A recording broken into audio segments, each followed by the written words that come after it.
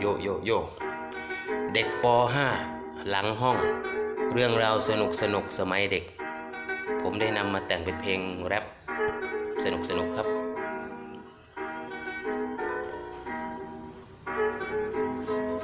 โย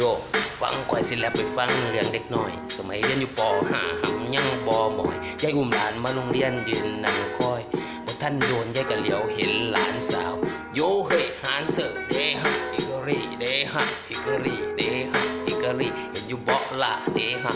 ฮิกอรี่เดฮะฮิกอรี่เดฮะฮิกอรี่คอยสะดุ้งตาลุกว้าวเสร็จกูแน่ถ้ายายกลับบ้านกูสิรอเลี้ยนแน่แท้พอยายกลับบ้านก็หัวหล่อแฮ่วลีเด็ดประจำรุ่นไอ้กะรีโยเฮ้หานเสิร์เดฮะฮิกอรี่เดฮะฮิกอรี่เดฮะฮิกอรี่เห็นอยู่บ่ละเดฮะ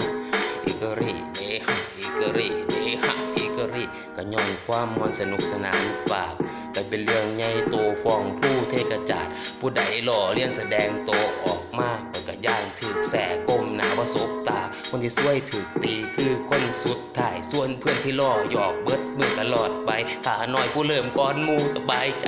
ก็เป็นเรื่องตำนานที่ยังอยู่ในใจที่แต่งเพลงนี้ก็ย้อนคิดฮอดเด้อเพื่อนอิกาเรอิกาเรบ๊ายบาย